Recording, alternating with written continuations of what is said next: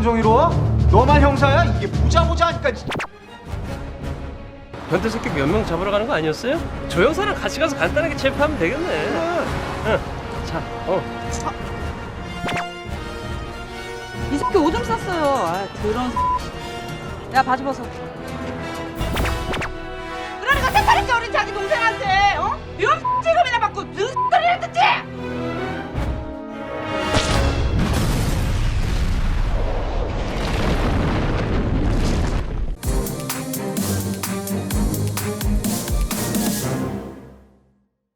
자, 아기 다리 고기 다리던 걸캅스 리뷰가 찾아왔습니다.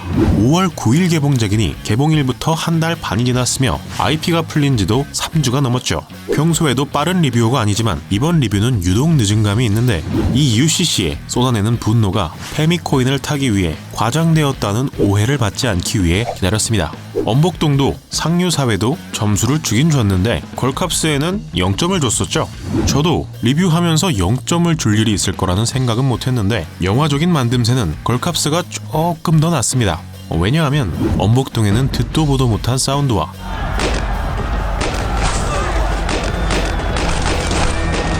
듣도 보도 못한 개그, 아가씨인가? 헤이, 아줌마시네. 줄이나 서라고요. 그리고 듣도 보도 못한 비주얼이 있었다면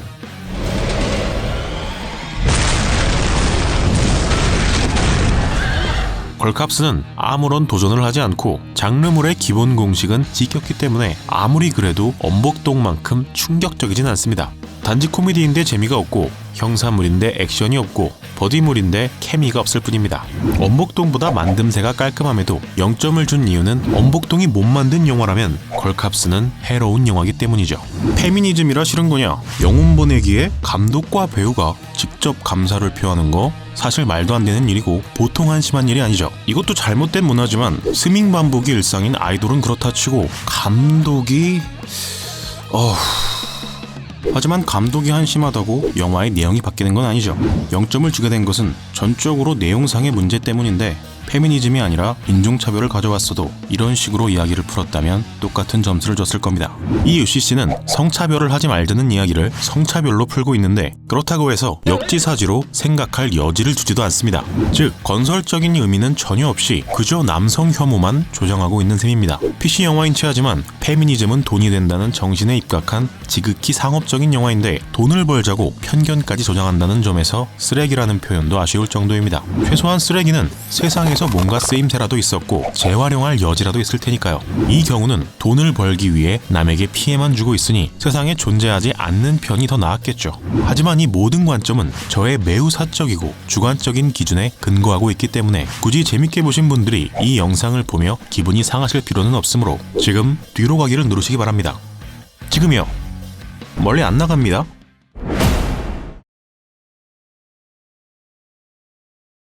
영화는 한 남자가 수상한 낌새를 눈치채고 뒤를 돌아보며 시작됩니다. 누구? 경찰. 조자? 컷이 자주 바뀌어서 알아보긴 힘들지만 그래도 이 정도면 사실 괜찮은 액션입니다. 이게 이 영화 최고의 액션이라는 게 좀 사소한 문제긴 하죠.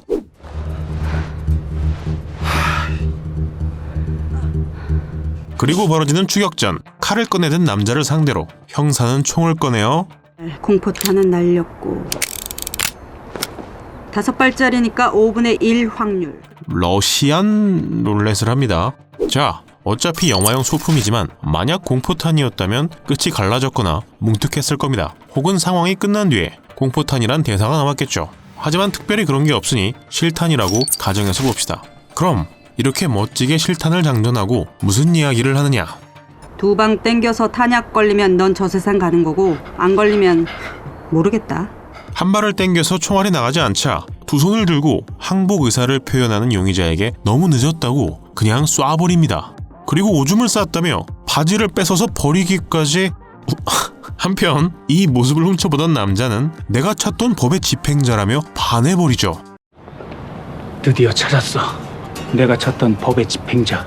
이 무저항의 상대에게 총을 쏘고 대신할 것도 주지 않고 바지를 빼앗는 이런 용의자의 인권 부분에 있어서 정말 할 말이 많지만 웃자고 만든 코미디잖아요. 현실적인 문제는 제외하고 보면 라미란이 연기한 박미영을 상남자스러운 캐릭터로 설정하여 성고정관념을 풍자하려는 의도로 보입니다. 복장, 대사, 몸짓 모두 다 과장스럽게 마초스러움을 표현하고 있으니까요. 아무튼 이렇게 사건을 해결해 나가며 표창장까지 받게 된 박미영에게 고백을 하는 남자. 전 곧 검사가 될 조지철이라고 합니다. 당신은 법의 집행자, 전 당신과 법의 수호자. 그리고 시간이 흘러 수년 후 그녀의 눈짓 한 번이면 모두가 긴장하고 정수기의 물통 앞에서 낑낑대는 남경을 도와주기도 합니다. 그렇게 프로 형사의 풍모를 풍기며 그녀가 들어선 곳은 민원봉사실. 내일 오전에 강당에서 행사 있다고 다가랑 음료 세팅 준비하라고 전해달래요, 박총관님. 그래, 스키씨. 유독 남자들이 재구실을 못하는 양 묘사되며 오늘도 내가 차능이 밥 먹이고 어린이집 보내고 출근했는데 당신 뭐 했어? 제정신이야? 남편과의 통화 내용도 그런 뉘앙스가 깔려있지만 일단은 이 시퀀스도 코미디에선 흔한 방식이긴 합니다. 大夫超過白咁沙陣，出嚟。喂，我唔係嗌你啊，伯。 흔히 외형이나 상황으로 보아 이럴 것이다 고 분위기를 잡고 그걸 깨서 웃음을 주는 식이죠. 웃자고 만든 영화잖아요. 웃기려면 이런 장면도 나올 수 있죠. 아무튼 형사로 표창까지 받으며 활약하던 박미영은 민원실에서 근무하고 있는데 그 사연은 이렇습니다. 저희 남편 고시 패스하면 내조의 여왕으로 남은 생을 바치려고 결심했는데 그 인간 지금까지 백수인 거. 남편이 취직을 못하고 그 와중에 애까지 생겨서 애 키우면서 할 수 있는 민원실 주무관에 자원하게 되었다. 하지만 그 민원실에서 한 명을 정리해고해야 하는 상황이 되자 이렇게 비굴하게 빌고 있는 거죠. 자, 그리고 등장하는 두 번째 주인공 이성경이 연기한 조지의 형사입니다. 여성에게 잉크 테러를 하는 범인을 잡기 위해 스튜어디스로 분장해서 잠복 수사를 하게 되는데 어떻게 범인을 놓칠까요? 썼어요. 언제? 봤죠? 네, 무능한 남자가 둘이나 지켜보고 있었지만 먹는데 정신이 팔려서 놓쳐버렸습니다. 그리고 때마침 지나가던 검은 옷에 검은 모자를 쓴 미영의 남편이 펜이 안 나온다고 부러뜨려서 다리에 한 번, 사과하며 흔들었더니 또 그게 가슴에 한 번. 중력도 무시한 채 10여 미터를 날아가서 정확히 꽂히는 기적을 일으킵니다. 일단 이렇게 위로 튀긴 게 몇 미터씩 날아가는 건 둘째치고 범인이 분명히 한 번 잉크를 튀기고 갔는데 어느새 갈아입었는지 실수로 튄 잉크는 깔끔한 새 스타킹에 안착합니다. 이건 뭐 멀티버스인가요? 그리고 돌아선 조 형사는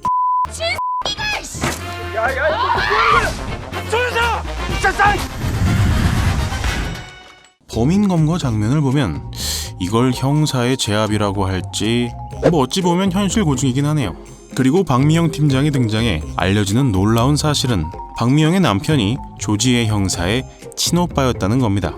그러니까 영화 초반부에 나왔던 이 고등학생이 형사가 된 거죠. 정말 놀랍지만 이제 이 영화 시작한 지 13분 됐습니다. 이 13분간 등장한 남성들을 쭉 살펴봅시다. 오줌 싸게 만년 고시생, 쓰레기통 앞에 두고 길바닥에 쓰레기 버리는 경찰, 물통도 못 꽂는 약골 경찰, 무능한 상사 1, 2, 근무 시간에 자고 있는 팀장. 유일하게 멀쩡하게 나오는 게 어리고 귀여우며 대사 몇 마디 없는 이 친구인데 박미영에게 누나라고 불러 라는 소리를 듣습니다. 너무 편파적으로 보일까봐 양심상 끼워 넣긴 했지만 그마저도 애완견 취급인 셈이죠. 다시 한번 말하지만 이 영화 시작한 지 13분 됐고 아직 악역도 안 나왔어요. 그런데 등장하는 모든 남성이 이렇습니다. 여태까지 그래왔고 앞으로도 계속. 요새 남녀 갈등이 심화되니까 웃자고 만든 영화에 너무 과민 반응 아니냐고요? 다음 장면 같이 보시죠. 평생 돈 한 푼 못 벌어본 병신 주고 내가 뭐 안심이 되겠어요? 그럼 병신은 괜찮아요? 병신 지금이나 받고 병신을 했었지! 아이씨, 야이 씨발놈아, 아이 개새끼, 야 태어나네.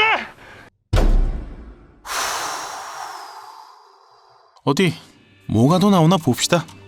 보자고요. 결국 과잉 진압으로 조지의 형사는 민원과 근무 징계를 받게 되고, 거기에 의기소침한 한 여성이 등장해서 무언가 신고를 하려던 찰나 경찰서 한복판에서 남성의 무리를 보고 놀라 도망갑니다. 그녀가 두고 간 핸드폰을 전해주러 나온 박미영. 핸드폰 놓고 갔다니까? 아니 학생! 백주 대낮에 경찰서 바로 앞에서 멍하니 서 있는 여자애를 과속하는 트럭이 차라리 다른 일을 해.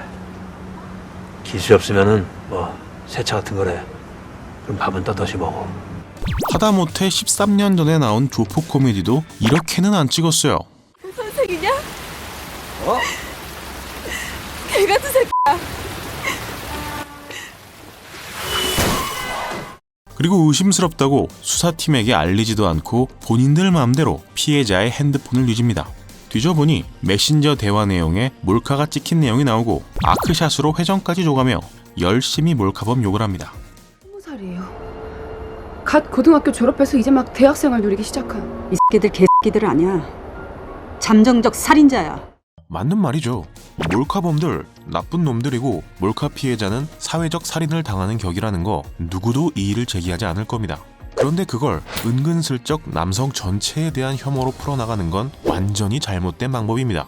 오히려 이 불필요한 남성 혐오에 대한 반발심 때문에 누구나 동의할 몰카 피해에 대한 이야기는 관심 밖으로 밀려날 확률이 높으니까요. 이게 몰카 피해자에게 사회적 관심을 집중시키기 위한 영화인가요? 아니면 몰카 피해를 이용해 남성 혐오를 조장하려는 건가요? 같은 몰카라는 소재를 공유하지만 어느 쪽이 주가 되느냐에 따라서 영화의 의도는 완전히 달라집니다. 자, 꼭 못 만든 한국 영화는 해외에 원본이 있는 경우가 많은데 이번에도 그렇습니다. 페미니스트를 표방하면서 성반전 코미디 액션을 만드는 감독, 두말할 것도 없이 더 히트, 스파이, 고스트버스터즈의 폴 페이그가 떠오르죠. 걸캅스는 이 폴 페이그의 영향을 받은 것이 자명해 보이는데 아직 걸캅스 얘기를 많이 안 나갔으니 똑같은 형사 버디물인 더 히트와 안 좋은 예인 고스트버스터즈는 제외하고 일단 좋은 예인 스파이와 비교해봅시다. 스포일러가 조금 있으니 스파이를 보실 예정인 분들은 화면에 뜬 시간으로 넘어가세요. 수잔 쿠퍼는 CIA에서 현장직 스파이를 돕는 보조 요원입니다. 3, 2, 1, now! Oh dear, did I forget to knock? 뛰어난 보조 요원이지만 그만큼 대우를 받지는 못하고 있죠. 하지만 왓슨을 짝사랑하기 때문에 그런 시간을 감내해 왔지만 이중 스파이로 인해 신분이 노출된 왓슨이 임무 수행 중 생사불명이 되며 그녀가 직접 현장직에 자원하게 됩니다.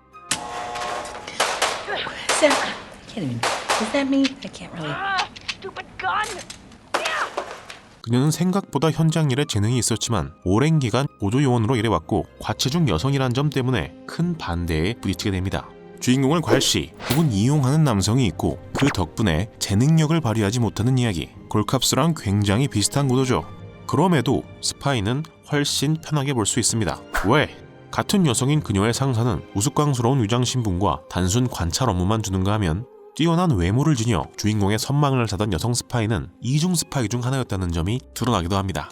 스파이 대상 역시 여자지만 Stop texting! I'm not texting, if you must know. I'm playing Candy Crush and I just made level 95. God, that is so rude! 성격이 아주 개차반으로 나오죠. 이런 가운데 잘 짜인 코미디와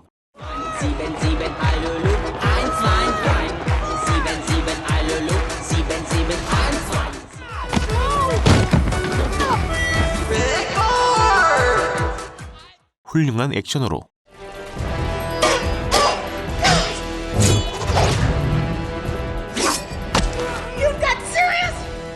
이야기를 흥미있게 풀어가며 그녀를 바라보던 주변 사람들의 시선이 자연스럽게 변해가는 걸 묘사합니다. What the fuck just happened? 뚱뚱한 외모와 여성이 몸쓰는 일에 적합하지 않다는 편견을 다루고 있으니 여성 인권을 주로 다루고 있으며 많은 남성들이 우스꽝스럽게 등장하는 것은 분명한 사실입니다.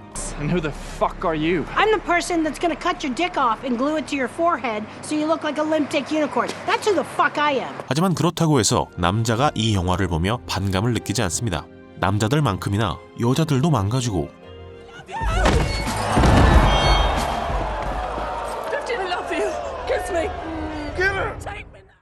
핵심적인 메시지는 남성 vs 여성의 관점으로 프레임을 짜는 것이 아니라 개개인이 가진 선입견의 관점으로 이야기를 풀어가니까요.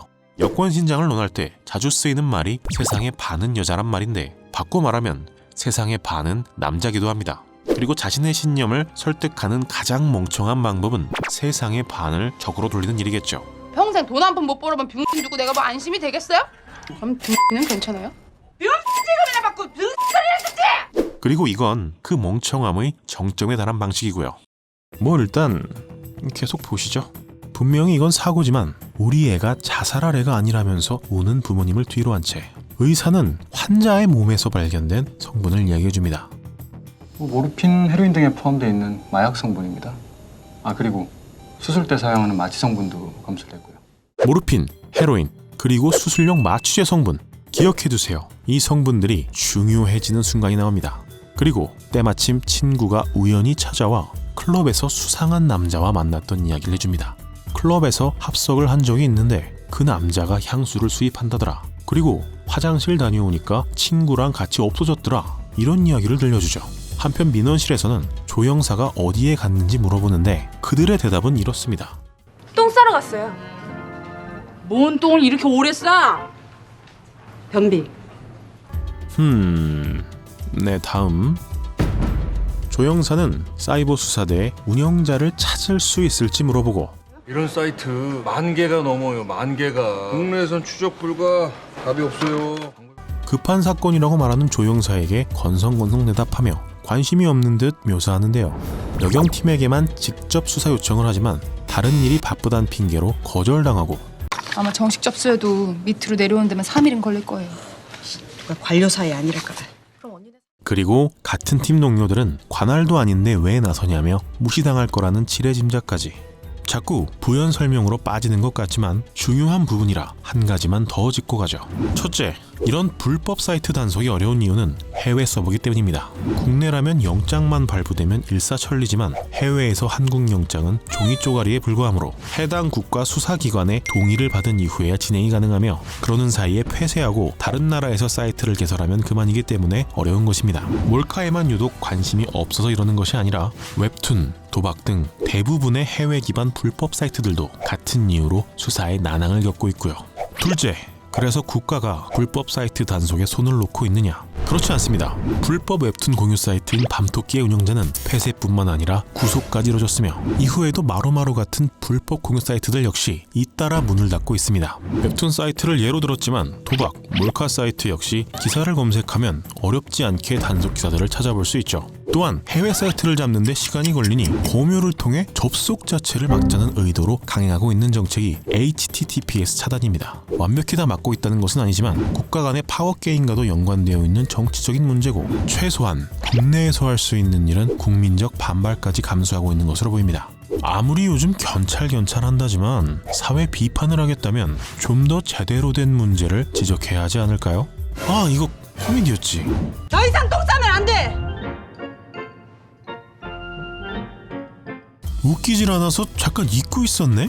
기술 좀 쓰자며 CCTV로 범인을 추적하는데 앞선 대사로 알 수 있듯이 이거 정식으로 인가받은 수사 아니고요. 당연히 CCTV 열람 불법입니다. 이렇게 민원실에서 자행되는 불법 행위에 심취해 존나 빨라를 외치는 그녀에게 뭐가 그렇게 빠르냐는 질문이 들어오고 대한민국 인터넷 X나 빨라.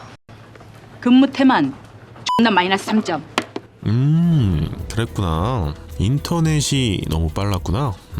그리고 모텔에서 몰카 탐문 수사를 시작하는데 몰카범을 찾는 과정이 볼펜처럼 그 초소형 장비들이 나와가지고 그거 찾기가 쉽지 않을 거예요. 자, 다시 조금 앞으로 돌려서 하정우가 몰카 얘기를 하니까 DSLR이 떨어지고 종류를 설명하는 멘트에 맞춰 친절하게 볼펜, 안경, 디카, 단추, 거울까지 일단 노코멘트 하겠습니다. 개그는 취향이 맞아야 웃긴 거고 저만 재미없고 다른 분들은 재미있을 수도 있잖아요. 그리고 계속해서 CCTV를 이용해 범인을 추적하는데 넓고 넓은 서울시에는 꼬꼬마 친구들이 살고 있었어요. 저런 주황돌이 그런 행동을 하면 안 돼요. 잔뜩 심술이 난 주황돌이가 급식보에 싱싱이를 뺏어 타지만 서울에 빼곡히 깔린 CCTV를 피해갈 순 없었어요. 친구의 싱싱이를 뺏어가는 것도 CCTV로 감찰하는 것도 모두 범죄랍니다. 꼬꼬마 친구들은 저런 행동을 해서는 안 되겠죠? 버릇없는 주황돌이를 혼내주기 위해 청소기 누누가 출동했어요. 어이쿠, 누누의 몸통 박치기에 주황돌이가 넘어지네요. 그리고 민원실 주무관이 미란다 원칙을 고지하며 10년 전에 표창으로 받은 수갑을 손목에 탁 채워버리는데, 폭행은 코미디니까 넘어간다고 쳐도 이건 직권남용 불법 체포랍니다. 코미디니까 이럴 수 있어요. 이럴 수 있어. 이래놓고 이 문제에 관련된 노골적인 사회 비판만 안 하면 됩니다. 자, 이렇게 우연히 만난 몰카범이 우연하게도 예전에 박미영 형사에게 혼쭐이 났던 마약사범이고, 몰카범의 마약사범이니 우연히도 카메라 관련 지식과 마약에도 능합니다. 이거 돼지 발정제 비스무리한 거에다가 그 마취제를 섞은 그 신종뽕이다. 어찌나 능한지 범인 얼굴만 모르지 신종 마약에 대한 정보가 줄줄 나오는데, 이들이 쫓고 있는 몰카범이 사용하는 약물은 매직 퍼퓸이란 이름으로 얼굴에 칙칙 뿌리면 기절하고 30분 뒤에 깨어나면 의식은 있는데 몸은 못 움직이는 기가 막힐 정도로 편리한 마약입니다. 아까 성분으로 모르핀이나 수술용 마취제가 검출되었다고 했었죠. 사람을 전신 마취한다는 건 간단해 보이지만 자그마치 3개의 기술이 합쳐진 콤비네이션입니다. 먼저 의식을 없애는 수면이 하나, 아무리 깊게 잠들어도 누가 때리면 깨겠죠? 모르핀 같은 아편계를 이용하는 감각의 차단이 둘, 그리고 잠꼬대로 움직이는 경우가 있죠. 혹시라도 수술 중 몸을 뒤척이다 발생할 참사를 방지하기 위해 움직임을 봉하는 마비가 세 번째입니다.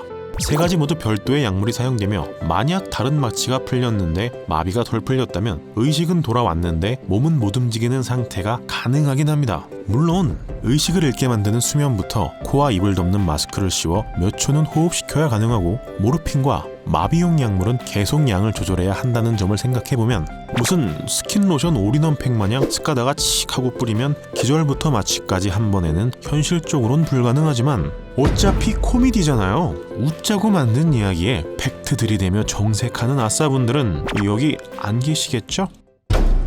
자, 이렇게 우연히도 이 몰카범 친구가 매직 퍼퓸을 파는 곳까지 알고 있는 덕분에 이들은 이태원으로 향하게 됩니다. 한 명은 징계 중이고 한 명은 민원실 주무관이니 총 같은 무기가 있을 리 없고, 결국 옷을 갈아입고 위장 수사에 들어가죠. 그리고 영어가 안 되는 이들이 탐문을 하는 법은 이렇습니다. smell. and. 결국 말이 안 통하니 문신을 하겠다면 눕게 되고, 끊임없이 슬랩스틱을 하는 그녀들을 보고 마침내 뜻을 이해한 타투이스트는 물건을 가지고 옵니다.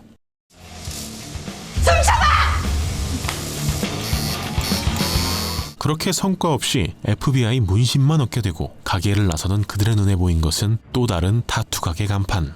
또 한 번 콩글리시 개그가 펼쳐지고, 이번엔 맞는 가게인지 잘 찾아왔다며 주인이 건넨 것은 Thank you.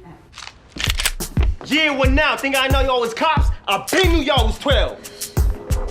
알고 보니 위장 수사를 위해 옷을 샀던 가게도 한통속이었던 거죠.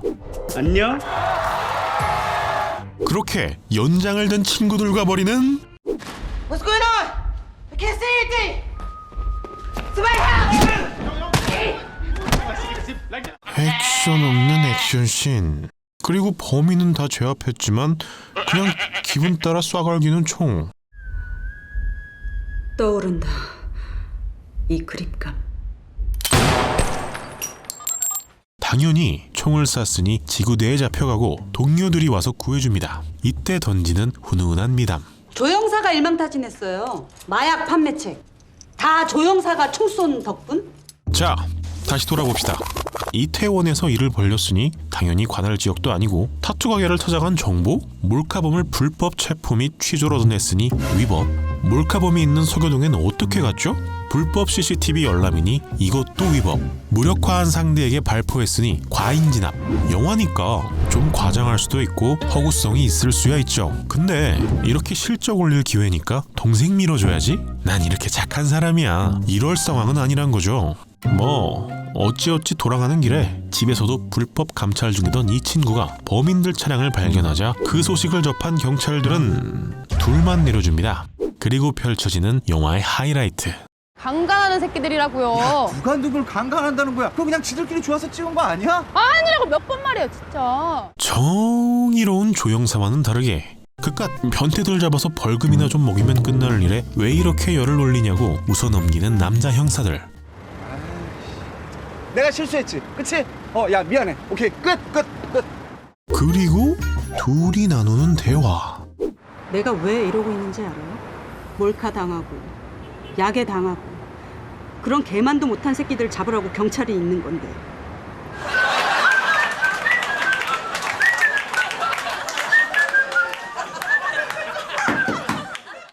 코미디를 하든가 사회 비판을 하든가 둘 다 하고 싶으면 어디서 코미디를 하고 어디서 사회 비판을 할 건지 명확히 좀 구분을 해서 이야기를 끌어가든가. 대한민국 경찰 중 남성이 90%고 성범죄 검거율이 96%가 넘어요. 96%가. 이 96%는 살인사건 다음으로 높은 검거율인데 살인 미수건 합쳐봐야 평균 연 1000건인데 반해 성범죄는 연 2, 3만 건에 달합니다. 정말 남자들이 성범죄를 가볍게 여기면 이런 검거율이 나오겠어요? 특정한 장면, 특정한 인물이 이러면 영화적인 연출이라고 이해라도 하지. 영화 내내 등장하는 모든 남성을 이딴 식으로 그리고 정의의 수호자인 양 나오는 여성들은 불법 수사로 진행하는 이런 영화에서 어떤 교훈을 얻으라고 피해자의 아픔을 공감하는 척 수작질을 늘어놓으시냐고요. 차라리 돈 벌려고 남성 혐오 좀 이용하겠다 솔직하게라도 하시든가. 이런 건 페미니즘 영화로 볼 수도 없어요. 이 영화를 보고 여성은 남성들은 저럴 것이다 라는 무의식적인 편견을 갖게 될 것이고, 이런 영화가 상영되고 여성들의 호응을 얻는 모습을 보며 남성들도 페미니즘 하는 것들은 다 저럴 것이다 라는 편견을 갖게 될 겁니다. 결국 이 영화는 서로가 문제를 의식하고 건설적인 해결법을 논의하여 사회적 합의점을 도출하게 만드는 게 아니라 상대방에 대한 근거 없는 공포와 혐오감만 조장하며 그렇게 세운 콜로세움 입장료로 돈을 벌겠다는 양아치 짓에 불과합니다. 풍자, 사회적 현상이나 현실을 과장, 왜곡, 비꼬아 나타내는 방법. 이 풍자는 코미디와 뗄래야 뗄 수 없는 존재이기 때문에 코미디에서 사회 비판적인 모습을 찾는 것은 어렵지 않습니다. 표현의 자유를 아주 중요한 문제로 생각하는 미국의 경우 스탠드업 코미디에서 인종, 종교, 정치는 물론이고 소아성애나 테러 같은 민감한 이야기들도 아주 자유롭게 등장합니다. 하지만 이런 미국조차 나라에서 가장 핫한 이슈를 들고 와서 강도 높은 비난을 하는데 내놓는 근거가 이런 선입견에 절여진 혐오 주장과 뇌피셜 뿐이라면 그 코미디언은 향후 어느 무대에도 초청받지 못할 겁니다. 왜? 마이크를 쥐고 현실적인 문제를 말한다는 것은 그만큼 책임감이 필요한 문제니까요. 표현의 자유란 것은 사회적인 동의를 구하기 어려운 혹은 내가 반대하는 의견이라고 할지라도 법적인 제재를 가해선 안 된다는 것이지, 견공자제문처럼 뱉어낸 말에 대한 결과나 비판으로부터 무책임해져도 된다는 것은 아닙니다. 때문에 풍자적인 성격을 띤 작품은 사회 문제에 대해 깊은 통찰을 담고 있는 경우가 많습니다. 찰리 채플린의 모던 타임즈나 트루먼 쇼 같은 작품이 대표적인 예입니다.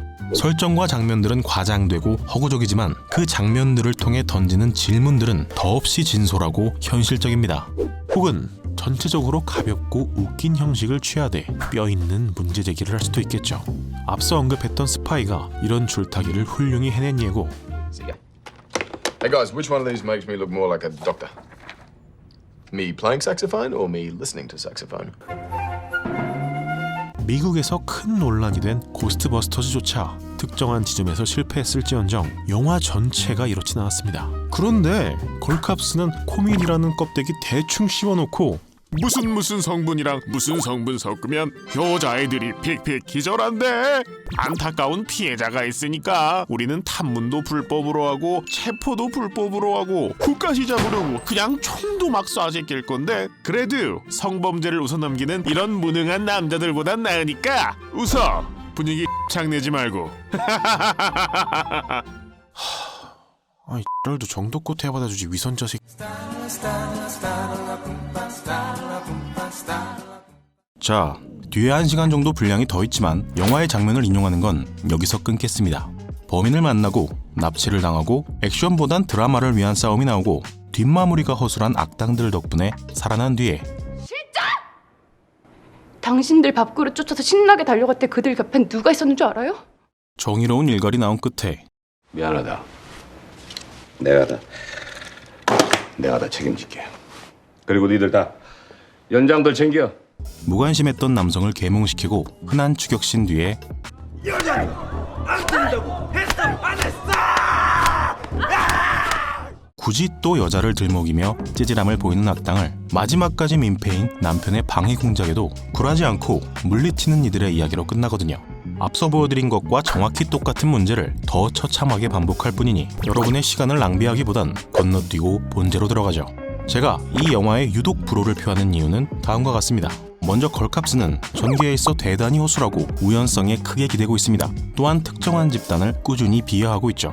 사실 똑똑한 주인공과 멍청한 주변인들은 영화에서 흔히 쓰이는 작법이고 솔직히 말해 진짜 코미디나 액션 중심의 장르 영화였다면 이런 게 문제가 되지 않습니다. 누구도 맨인블랙을 보며 외계인의 인권을 논하거나 러시아워를 보며 인종차별을 논하진 않습니다. 왜냐하면 이 영화들은 현실적인 문제를 끌어와 내가 옳다며 계몽하려 들진 않거든요. 액션 영화도 마찬가지입니다. 람보 1, 존윅처럼 최소한의 면죄부를 부여하되 주인공을 대의명분으로 포장하지는 않거나 매트릭스, 이퀄리브리엄처럼 주인공이 이상적인 인물로 제시되는 영화는 문제의 해결을 액션으로 할 뿐이지 악역의 사상이 어떤 문제를 유발하는지 주인공의 신념은 왜 옳은지 분량이 적을 뿐 인과관계는 확실히 갖추고 있습니다. 아무리 액션 영화라 한들 걸캅스처럼 제멋대로 행동하는 주인공을 절대선으로 묘사하는 영화는 좋은 평을 듣기 어렵습니다. 결국 남는 건 끊임없이 외치는 여성 인권뿐입니다. 애초에 이 영화에 대해 날선 비판을 하는 측도 이런 영화가 필요했다며 옹호하는 측도 그렇게 주장하는 주된 이유는 남녀 갈등이고요. 즉 여성 인권을 제외하면 뻔하고 진부한 범죄에 불과했을 이 UCC에 영혼 보내기 운동까지 일어난 이유는 최소한 감독과 주 타겟층은 이걸 사회고발적 성격을 띠는 도가니, 변호인 같은 작품처럼 보고 있다는 소리가 되겠죠. 그럼 그들이 말하는 것처럼 사회의 문제를 제대로 짚고 있느냐, 우리에게 고민해볼 만한 의미가 있는 질문을 던지느냐, 최소한 모범시민처럼 시스템의 한계를 보여주고 그 부당함을 개인적 복수로 해결하는 대리만족이라도 선사하느냐, 아니요, 그 근처에도 가지 못합니다. 저는 이 영화가 정치적 글러먹음이란 새 영역을 개척했다고 생각합니다. 자, 앞서 언급했던 데이터를 더 자세히 보여드리겠습니다. 2018년 통계는 2019년 하반기에 공개되기 때문에 대부분의 데이터는 2017년 경찰 통계 연보를 참고했습니다. 연도별 성범죄 검거율 2012년 84%, 2013년 88%, 2014년 95%, 2015년 96%, 2016년 96%, 평균적인 재범률은 5%에 불과합니다. 개별 파트에 들어가 볼까요? 영화와 직접적인 연관이 있는 강간의 검거율은 98.3%, 통신매체 이용 음란 범죄의 검거율은 91%예요. 영화가 묘사하는 것처럼 다른 범죄에 비해 신경을 덜 쓸까요? 2013년 성폭력 전담팀이 생기고 2015년 여성 청소년 수사팀으로 범위 증가, 2018년엔 임시팀이지만 사이버 성폭력 특별수사반도 꾸린 바 있습니다. 보여주기식 행정일 수도 있으니 총범죄 검거율과 성범죄 검거율을 비교해봅시다. 총범죄 검거율 2012년 76%, 2013년 76%, 2014년 78%, 2015년 80%, 2016년 83%. 성범죄 검거율은 총 검거율에 비해 평균 10% 높은 수치를 자랑하며 말인즉슨 그만큼 중요한 문제로 다루고 있다는 셈이죠. 5,100만 명이 사는 나라를 12만 4천여 명이 지키고 있는데 그중 여경은 13,582명으로 성비는 약 9대 1입니다. 즉 90%에 달하는 남성 경찰이 성범죄에 무관심하고 방조적인 태도를 보인다면 연 2, 3만 건에 달하는 범죄에 대해 90%가 넘는 검거율을 보일 수 있었을까요? 이미 데이터가 증명하듯 영화가 그토록 강조하는 성범죄 경시 풍조는 존재조차 의문스러울 정도며 차라리 피해를 입기 전에 처벌할 수 없는 스토커 문제나 길거리 도찰같이 여성들이 겪고 있는 진짜 문제에 대해선 다뤄지지 않습니다. 문제 제기에 실패했다면 피해자를 위로하기라도 했나요? 걸캅스는 한 공주의 발끝만큼도 피해자의 아픔을 조명하지 않습니다. 접수하러 왔던 여성은 그저 남자를 보고 엉겁결에 도망칠 뿐이고 이렇게 식물인간이 된 피해자는 영화 끝에서나 깔짝 등장합니다. 실제로 어떤 과정을 통해 피해가 발생하는지 그리고 피해자가 어떤 아픔을 느끼는지를 묘사하기보단 현실성 없는 약물을 등장시켜 공포 분위기를 조성할 뿐이죠. 안타까운 피해자가 있다는 미명 아래 오직 감정만으로 이야기를 끌어가며 본인들이 무시한 규칙과 절차는 피해자의 아픔에 비하면 값싼 대가처럼 굽니다. 시기적절하게 버닝썬 사건이 터지며 관심을 받았을 뿐 결국 현실을 비판하는 영화가 가해자도 피해자도 제대로 조명하고 있지 않아요. 이러니 성범죄는 영화 내내 만연한 남성 혐오를 정당화하기 위한 수단에 불과하다고 느껴졌습니다. 경찰이 완벽하다는 건 아닙니다. 수원 토막살인 사건처럼 경찰의 초동 대처가 미흡했던 사건도 있었고 당장 구글에 경찰 논란만 쳐도 수십 페이지의 사건이 뜹니다. 온갖 비리, 유착 이야기들도 연일 뉴스에 방영되곤 하죠. 그런데 이런 논란 남자들만 터지나요? 음주운전으로 면허 취소된 여경이 술집에서 투잡을 뛰고 오토캐 논란을 만들어낸 부산 여경 4인조 사진, 최근의 대림동 사건까지. 대림동 여경이 논란에 휩싸였다고 해서 여경 전체를 이런 시선으로 바라봐서는 안 되듯 남성에게도 같은 기준이 적용되어야 할 것입니다. 정치적 진영 논리도 이 정도로 극단적이면 비판을 받는데 피해자의 인권이라는 양머리를 내걸고 남혐이라는 개고기를 팔고 있는 이런 영화는 존재 자체가 백해무익할 뿐입니다. 또한 성범죄뿐 아니라 유리천장, 경력단절 등 떡밥은 조금씩 다 넣어놨는데 작중 박미영 형사는 스스로의 선택으로 고시 중이던 남편과 결혼하여 아기를 가졌고 남편과 아이 때문에 스스로 안정적인 민원실 주무관을 택했습니다. 그런데 민원실 주무관이 된 그녀는 사건이 발생하자 이런 감각이 그리웠다며 수갑을 채우고 총을 지는 것에 희열을 느낍니다. 즉 지금의 삶에 만족하지 못하고 남편과 아들만 없었다면 피해의식에 젖은 모습이 영화 곳곳에서 드러납니다. 결국 박미영은 자신의 선택에 따른 결과를 남의 탓으로 돌리는 데 급급한 인물이에요. 결정은 스스로 하고 책임은 밖에서 찾으려더니 그녀가 형사로 남았다고 한들 행복했을 거란 생각은 안 드네요. 이 채널은 페미니즘에 관련된 이야기를 이미 4차례나 다뤄왔고 그때마다 항상 돌아온 답은 남자인 너는 절대 여성의 아픔에 공감할 수 없다였습니다. 맞는 말입니다. 그런데 공감할 수 없는 이야기에 어떻게 동의하고 지지할 수 있을까요? 남성이 여성의 아픔을 다 헤아릴 수 없듯 여성도 남성의 아픔을 다 이해할 수 없습니다. 지금 한국은 고작 게임기 하나 사는데 허락보다 용서가 더 쉽다는 카피가 국민적 호응을 얻고 가족 권력도에서 아버지는 개보다 아래에 위치한 ATM 취급의 광고가 나오는 시대이며 여성 전용 치사회는 16차례나 있었음에도 불구하고 단 한 차례의 남성 전용 치사회로도 남녀차별 소리를 듣는 사회입니다. 성범죄의 피해자는 대부분 여성이지만 전체 강력범죄의 피해자는 남성이 훨씬 더 많습니다. 저 또한 학창시절 사내놈들은 맞아야 정신을 차린다며 골프채로 피멍이 들게 맞는 동안 여자아이들은 회초리로 손바닥이나 맞았지만 그런 것에 불만을 표하는 건 남자답지 못하고 쪼잔한 일이기에 그게 차별이라는 생각조차 하지 못했습니다. 이런 이야기를 하는 이유는 남자가 더 피해를 받는 사회다 라는 말을 하려는 게 아닙니다. 피해에만 집중하면 얼마든지 차별적으로 만들 수 있다는 말입니다. 여자라 겪는 특수한 상황과 문제는 분명 존재합니다. 다만 남자도 남자만의 문제에 노출되어 있다는 겁니다. 우리가 진짜 해결해야 할 문제는 범죄의 발생률과 사회적 강자가 약자를 마음대로 다뤄도 책임질 것은 적은 후진국형 시민의식과 솜방망이 쳐버릴 겁니다. 멀리 갈 것도 없이 얻는 이득에 비해 돌아올 책임은 적은 권력이 쥐어지자 벌어진 수많은 허위 미투 신고의 사례에서 여성들도 이유 없는 폭력과 차별을 가하는 것을 확인할 수 있으니까요. 쉽게 비유하자면 이런 겁니다. 온라인 게임 내에서 여성 게이머들에 대한 차별은 고질적인 문제입니다. 여자면 조작이 쉬운 힐러나 해라 혹은 음성 채팅을 이용 시 쏟아지는 성희롱이라던가 국민 민속놀이가 된 롤의 경우에도 여성들이 선호하는 특정 캐릭을 가리켜 해지라고 부르거나 라면 먹으면서 하냐고 라면챔이라고 부르기도 합니다.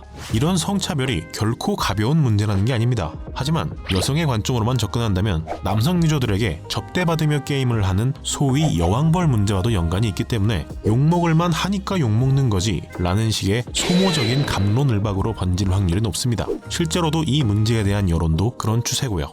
그런데 조금만 관점을 비틀어 보자면 이 문제는 본질적으로 툭하면 부모님의 안부를 묻고 각종 욕설과 인신공격이 난무하는 게임의 소통 환경 그 자체에 있을 것입니다. 이런 관점으로 접근한다면 훨씬 더 많은 이들이 공감하고 문제 해결에 관심을 기울일 것이며 이 문제가 해결된다면 비하에 해당하는 성차별적인 발언도 자연스레 사라지겠죠. 걸캅스의 문제는 차별과 폭력의 아픔에 대해 말하는 영화가 오로지 감정에 기반한 흑백 논리로 또 다른 차별과 폭력을 낳고 있다는 데 있습니다. 감정에 기대 뚜렷한 근거 없이 혐오로 특정한 집단에게 벌이는 차별 행위를 우리는 이미 수차례 겪어온 바 있습니다. 중세시대 마녀사냥은 대기근과 흑사병, 30년 전쟁의 패배 등 불행한 사회의 원인을 밖에서 찾는 데서 시작되었습니다. 나치의 유대인 학살은 경제 대공황을 맞자 자본을 가진 유대인들에게 화살을 돌리며 시작되었습니다. 이 두 사건은 결코 종교에 미친 광신도와 열성적인 나치 추종자들만 행한 것이 아닙니다. 그 행위로 얻게 될 이득으로 인해 사회의 대다수가 방관하고 또는 동조했기에 가능했던 일입니다. 평등은 절대 혐오와 차별에서 태어나지 않습니다. 서로의 문제를 인정하고 공동체에 속한 모든 구성원이 동의할 수 있는 건설적인 방향성을 가지고 함께 노력해 나가야 합니다. 훨씬 직접적이고 뚜렷한 차별을 받았던 흑인 인권운동조차 복수를 외친 말콤 X는 실패했고 우리가 기억하는 것은 평등을 외친 마틴 루터킹입니다. 마틴 루터킹이 제시한 평등은 백인도 동의할 수 있는 내용이었으니까요. 진짜 기득권이었던 백인과 흑인 간의 갈등도 이러한데 선동과 날조로 주장하는 남성 혐오가 이 사회의 문제를 해결할 수 있을까요? 여러분의 매일이 평안하시길 마치며 튜나였습니다.